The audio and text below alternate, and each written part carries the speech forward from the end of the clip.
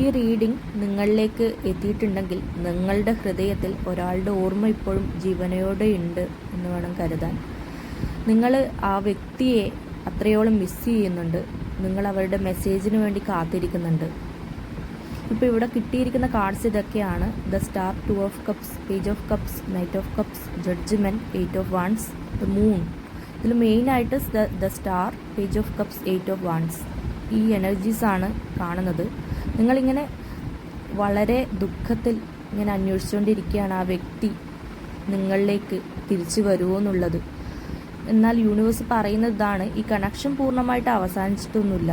Silence ഉണ്ട്, distance ഉണ്ട്, confusions ഉണ്ട്.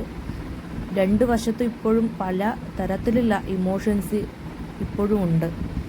നിങ്ങൾ കാത്തിരിക്കുന്ന വ്യക്തി നിങ്ങളെ പൂർണ്ണമായി മറന്നിട്ടൊന്നുമില്ല. അവരുടെ മൈൻഡിൽ ഇപ്പോഴും ഓവർ തിങ്കിങ് ഇങ്ങനെ നടന്നുകൊണ്ടിരിക്കുകയാണ്. ഈഗോ, റിജക്ഷനോടുള്ള ഒരു ഭയം, ഇതൊക്കെ ആണ് ഈ കമ്മ്യൂണിക്കേഷൻസ് തടയുന്നതായിട്ടുള്ള പ്രധാന കാരണങ്ങൾ.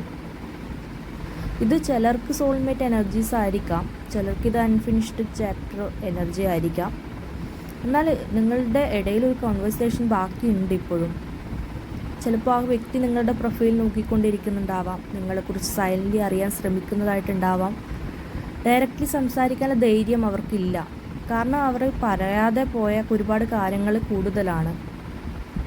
നിങ്ങൾ അവരുടെ ഒരു മെസ്സേജിന് വേണ്ടിയിട്ട് ഫോൺ നോക്കി പല രാത്രികളിൽ ഉറങ്ങാതിരിക്കുന്നുണ്ടാവാം. നോട്ടിഫിക്കേഷൻ സൗണ്ട് കേൾക്കുമ്പോൾ നിങ്ങൾ ഹാർട്ട് ബീറ്റ്സ് കൂടുന്നുണ്ടാവാം. ഇത് അവരായിരിക്കാം നിങ്ങൾ പ്രതീക്ഷിച്ച് പോയിട്ടുണ്ടാവാം.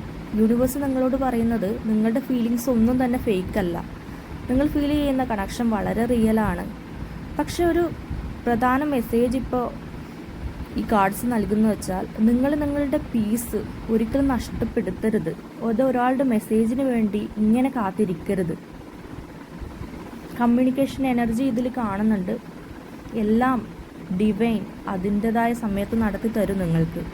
പക്ഷേ ഈ കാർഡ്സ് പറയുന്നത് അവരുടെ മെസ്സേജ് വന്നാലും നിങ്ങളുടെ സെൽഫ് വർത്ത് നിങ്ങൾ മറക്കരുത് എന്നുള്ളതാണ്. നിങ്ങൾ വളരെ സോഫ്റ്റ് ഹേർട്ടഡ് ആയിട്ടുള്ള ഒരു സോളാണ്. നിങ്ങൾ ഒരാളെ ജെന്യുവലി ലവ് ചെയ്താൽ അവരെ ഈസിലി റീപ്ലേസ് ചെയ്യാൻ നിങ്ങൾക്ക് സാധിക്കില്ല. അതുകൊണ്ടാണ് ഈ വെയിറ്റിംഗ് എനർജി ഇത്ര ഡീപ്പായിട്ട് നിങ്ങൾക്ക് ഫീൽ ചെയ്യുന്നത്. യൂണിവേഴ്സ് നിങ്ങളോട് ഒരു കാര്യം കൂടി പറയാൻ ഓർമ്മിപ്പിക്കുകയാണ്: നിങ്ങളുടെ ഇൻസ്റ്റിറ്റ്യൂഷൻ വളരെ ശക്തമാണ്.